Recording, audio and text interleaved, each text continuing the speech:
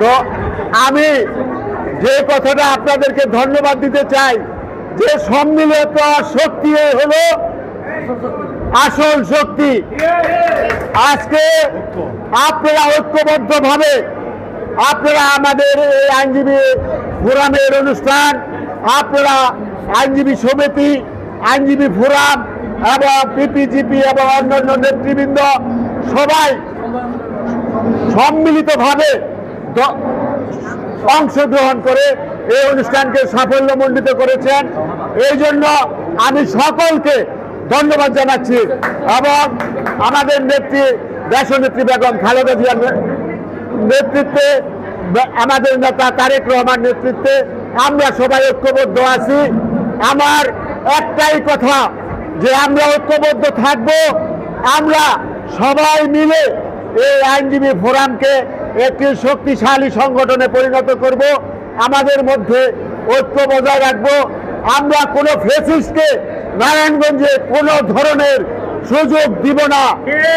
আমি একটা কথা বলতে চাই, এই ফেসিস্টদের মামলার বিচারের ব্যাপারে আমরা একটু শপথ নিতে চাই। সবাই দাঁড়িয়ে আমরা শপথ নিব, এইভাবে হাত তুলে আমরা সবাই দাঁড়িয়ে এইভাবে শপথ নিবে। সবাই শপথ করিতেছি যে জুলাই বিপ্লব 2024-এর চেতনা আমাদের মধ্যে অব্যাহত রাখবো। ফ্যাসিস্টদের বিরুদ্ধে আমাদের ঐক্য বজায় রাখবো। আমরা যারা ওই ফ্যাসিস্ট বিরোধী আন্দোলনে আমরা যারা